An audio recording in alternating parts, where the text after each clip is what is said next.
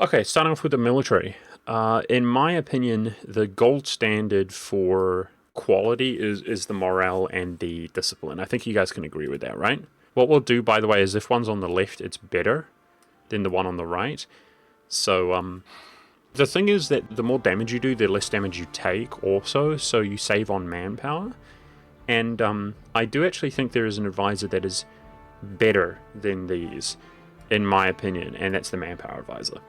I think the manpower advisor, if this might be like a S tier advisor, honestly, because the thing about the manpower advisor is even if you don't run it at any given time, you can switch to it when you slacken and that sort of thing, which means it's super useful in every run ever. And if you do switch to it, you don't need to worry about the culture or upgrading it, and you switch back. Yeah, so in my opinion, these are the best. I think I'm tempted to put manpower on S tier. I think it's the best military advisor, basically. That's my opinion. Otherwise, the defensive advisor. So I just want to say that morale is better in the early game and discipline is better in the late game, but these are obviously the better advisors in my opinion.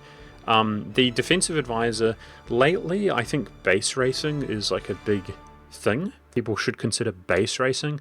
It's something that I've done for years, is where you basically just try to siege provinces before the AI sieges yours.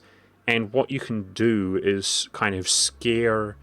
You can detach one regiment to maintain your progress and try to scare the opponent off of your fort, especially if it's a defensive location, so that they lose their progress and then just go back to sieging your enemies.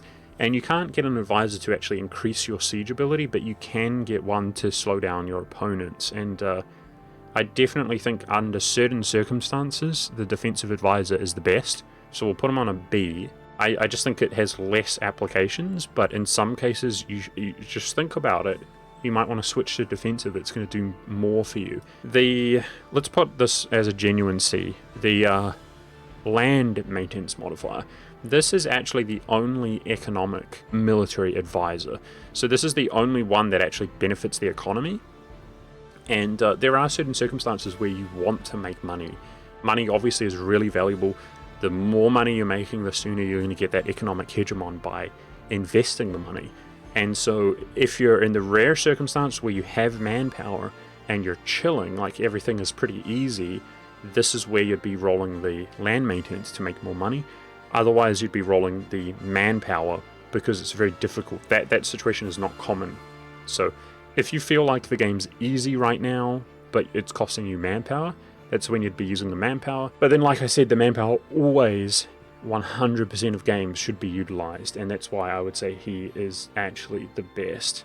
Land force limit, I don't know about land force limit, honestly. I think it's kind of underrated. We'll keep it on a C as well. This is kind of underrated because it makes you 10% stronger overall. So it's kind of similar to like a Morale of Armies advisor, it makes you stronger, but it has other downsides, like it costs you more money to run more regiments, but they also give you more upsides, like increasing your army strength helps you pull diplomacy and favors and stuff like that. But on the other hand, you lose it and then your force limit goes down and stuff like that. I don't think it's that exceptional. Is that all of the military advisors? That seemed to go really quickly. I think we got them all. Let's go move on to administrative. Let's see. The missionary advisor is like the best advisor in the game when you need it for like a one faith or something, right?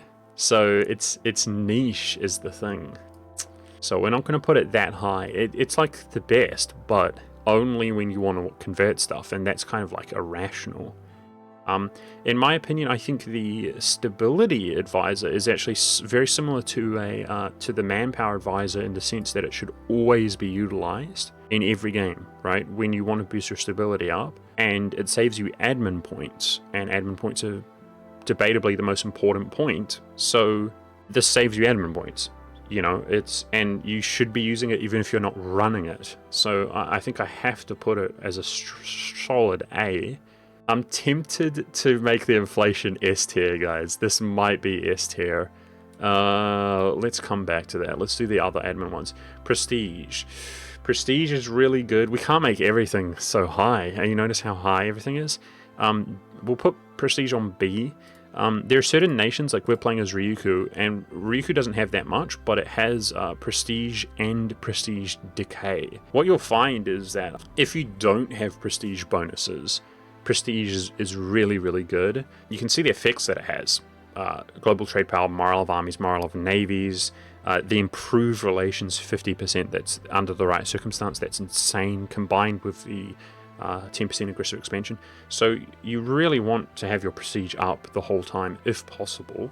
So certain nations, like if you take religious ideas, which gives you yearly prestige, if you're the emperor, for example, which gives you yearly prestige, it's not going to be as valuable, but this is actually a great advisor if you lack yearly prestige, in my opinion. Tax, I think we can actually put that lower, honestly. Tax is like the early game, similar to morale being early and discipline being late. Tax gives you the most money, straight up, in the early game. Your tax income is like always the highest, and if you're playing a powerful nation, this is the one advisor which can often pay for itself, especially if it's half price, right? It just pays for itself, or even makes more money than it costs in the early game. So it's definitely very strong, but I would say only in the early game. You shouldn't really be deving admin very much unless it's a crutch. Like if you're just so weak and you're playing tall to build up just to be comparable to other nations around you, because you have to resort to that sort of tactic. And, you know, even though there's a pretty strong tax meta right now, there are a lot of modifiers to tax. It doesn't scale in any way off of this, right? So yeah, it's a definitely useful advisor. I'm tempted to put it at B. We'll put it as a high C just because everything's high right now, I'm noticing. Unrest Advisor. Unrest Advisor is really solid. I think if you stack Unrest, and there's more Unrest modifiers than ever before, really, due to the monuments. The Unrest Advisor should always be taking it at least once per game, unless you're going for a non-religious playthrough, to grab the 0.5 missionary strength modifier that it gives you from a decision. So you should always use it at least once, but just like our game, you can be ridiculously stable. Ridiculous. And, you know, a little bit of unrest reduction is not very relevant at all, but when you stack it up, the more and the more and the more you get of it, it's just so useful, where you're not even getting revolts whilst overextended. Really good. We'll put that as a solid B. And for other admin advisors, let's see. It looks like we've got the production. I'll have to put that side by side with tax. Production is useless in the early game. Your production income is almost always your worst income. I think I'm going to put it better than tax income, though. Similar to discipline and morale dynamic, it becomes better in the late game. I think right now, with the development of provinces, combined with, I don't know, at least my own personal playstyle of just trade and company everything, your production income is actually the highest it's like ever been. That's how it feels to me, just because the dev is so high. Yeah, so that's my opinion. It also has some niche bonuses. You know what? I think it's worse than tax. I think it's actually worse than tax, guys, because you don't care as much in the late game about making a little bit of money. It's not like it's the trade advisor. With that being said, we need an S tier, and we're going to put the inflation reduction advisor. I think that's worth it. What do you guys think? So the thing about the inflation reduction advisor is there's a certain playstyle, and it's the way the game should be played, really. It's the most try-hard way to play the game, and it's hard work. I often don't play in this sort of way, but the fact of the matter is that there's infinite money in EU4 via taking loans. There's really infinite money. The idea is, as many of you guys know, you can wreck somebody as powerful as the Ottoman Empire, as somebody as weak as Byzantium, for example, actually quite easily if you're willing to borderline break your country. And then upon coming out on the other end, it's especially the sell crown land mechanic which gives you the edge, because you can now both have, you start off with low crown land, you take so much land that your crown land goes up somewhat, and then you sell crown land, but now that sell crown land is much more valuable. That's what gives you the edge, so you can pay off some of your loans. But obviously the playstyle is that your loan size is now larger, so you can take loans and pay off more of your old loans, and then you just rinse and repeat, right? But then you expand again, you have stronger loans which pay off your weaker loans, but there's a massive flaw with that, of course, which is inflation. And your inflation will inevitably go up, and the only way, if it has a general trend of going up, and it will go up at that stage and that rate, the only way to get it down is monarch points. And if you're playing in that fashion, you want to grow exponentially, because there's a point at which your economy will become so strong that even though you're in debt, you'll be able to pay off your loans and have a real economy based on just sheer monopolization. That is a completely legitimate playstyle. That's basically how people would play when they achieve the fastest world conquests in the game. That sort of thing is money is just no object. People conquer the world in like 50 years. And regardless of how the first 25 or 30 years went in the game, if you own the whole frickin' world, you make money, right? So it's about just brute forcing it, debt-based economy through warfare until you reach that, and this is just going to make the game that much more efficient. But that's just a exaggerated situation where the principle is always there. Advisors, at the end of the day, are basically buying monarch points. That's the real value. The actual effect they have is kind of secondary, although it's also good. Like, the quality can help you win wars and stuff. But you're really buying monarch points. And this is one of the only advisors that actually, you're paying for the monarch points, but then it's also helping you indirectly from spending monarch points on keeping your inflation down. So I see people in chats talking about radical reforms. Yeah, I mean, we're not talking about events for all different advisors and stuff, but yeah, exactly. This is one advisor that you should be running for a period until that event pops every single game. This is one of the best advisors to sit on to keep your inflation down. It's not niche as much as other advisors, and we'll give him an S tier. He's probably like a high A tier. I don't think it's that substantially much better than other advisors, but I can't think of any advisor which is actually going to be S, actually, so we'll just give him that spot as being like the best.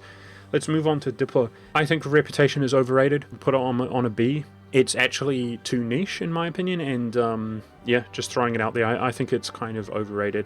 You want Reputation on the very early game to just pull diplomacy and that sort of thing, and it's either going to do bloody nothing for you, like if you're playing in Asia, or if you're playing around, Europe and the HRE, it's going to do a lot for you, but only when you're really small. I don't think it's that incredibly good.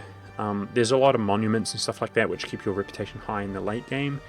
I think that the Improved Relations Advisor, it's the main staple, but it also depends on which region you're playing in. But most of the time, you're going to want your aggressive expansion to come down by improving relations. I think that we can put our Morale of Navies Advisor on maybe a B. Geez, I don't actually know. I mean, this is kind of niche in my opinion. You don't typically depend on your navy, but when you are, it's very helpful. I'm a big fan of the... Look how high we are, by the way. I wonder. Just everything C or above right now. The Spy Network Advisor. Spy Network's obviously very important. I'm a big fan of the Spy Network Advisor. It's something that you basically can't even afford to do in the late game because of the emissary travel time, unless you have tons of diplomats. Spy networks have a big effect. I think, if you don't worry about aggressive expansion and improved relations, then this is the best advisor, essentially, because there's definitely a situation where you don't care about the economy and you don't care about aggressive expansion. What are you running at that point? You're running the spy networks, in my opinion.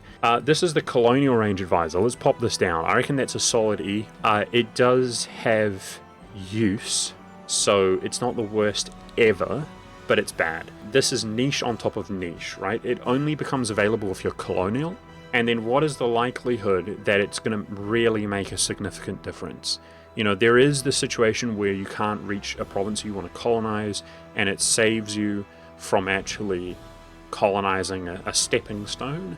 But speaking of stepping stones, once you colonize multiple stepping stones, like 3 times or so, you can colonize the whole world in terms of range. And it's just so incredibly niche. But we won't put it as an F, as the worst ever, because it does have actual use under certain circumstances. But in my opinion, the absolute worst advisor of all time is the Tariff Advisor. Just like every other advisor in the game, it does actually have its use, and it can be useful in some situations. Basically, once you've already got incredibly strong, healthy, well-established, dominant colonial nations. But it's so backwards in the sense that you're investing so much money to get a payout, But by that time, it's going to be so late in the game, and you make so much money. It's just not going to be a significant amount of money, and it's not that rewarding. That's the best case scenario. Now, the reason we're putting on an F, which in my opinion, this represents the fact that it is literally useless. You can, under the right circumstance, have a use, like I said, but in many cases, it's going to do more damage than good. It's going to actually break your colonial nation, make them bastardized and weak. They cannot establish themselves. Now, that's already what colonial nations do for the most part, is perpetually go into debt and so on and give you very little money because they're so broke, their income's so bad. And this actually exacerbates that by taking more money from them. So I think this is the absolute worst of the worst. That's my opinion. I just realized that we did not take a military idea, guys, which is the reinforcement. So we derped on that one. That's what it does, 33% reinforcement speed. It has its use, basically. There are certain circumstances where your units are so damaged, and it definitely can be helpful under that circumstance. It also can save a lot of money. The thing is that you never want to be in that situation, right? You really never want to be in that situation. It's something that costs you a lot of money. So if you're poorer, if you're a very poor nation, you don't want to be switching advisors because you're so broke. So it's hard to kind of rationalize taking it when you're small. Again, when you're large, what is the likelihood that a massive amount of your armies and troops are all damaged and all reinforcing? And you're also going to want to have it on the fly, really, which we don't have here. This, for me, is a failing of mine. I was pretty absent-minded here, but I have thought about it in the past. I never take the bloody guy, and there is use of it. So I kind of want to put him on D, because I don't think we're going to have anything in the D slot, chat. But that might be my own bias. I think there may be more use for this than we're really considering. What do you think, chat? I think we're going to put him on a B, just to keep it clean. A D, excuse me, just to keep it clean. So, otherwise, there's one more advisor, and that is the trade advisor. Man, maybe the trade advisor's S tier, chat. Maybe it's pretty fitting.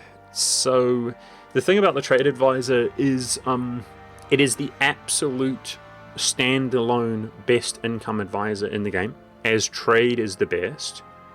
So a little bit of a misconception. It depends on which nation you play, but even as Hungary, for example, who dominates Pest, your trade is like near your best income, aka attacks immediately.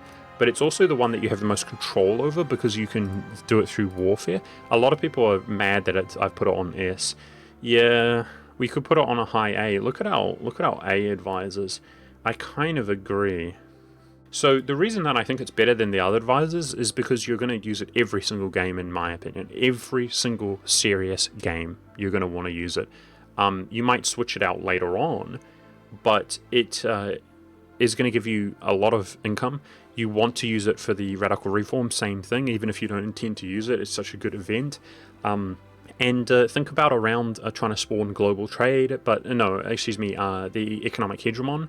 This is going to have the biggest impact of any income advisor, period. Much more than production and tax, and it's the only one from Diplo which objectively improves your income. I think it's used every game. So improved relations is a gap closer. Yeah, but the thing about improved relations is it also can just be useless, dude. If you're playing as like a horde in Asia, you just don't care. So that you're always going to want to use the trade, in my opinion. Anyway, that's my list. We're doing something new here, guys, so I'll probably clip that and post that to YouTube. I hope you guys enjoyed. That's my tier list.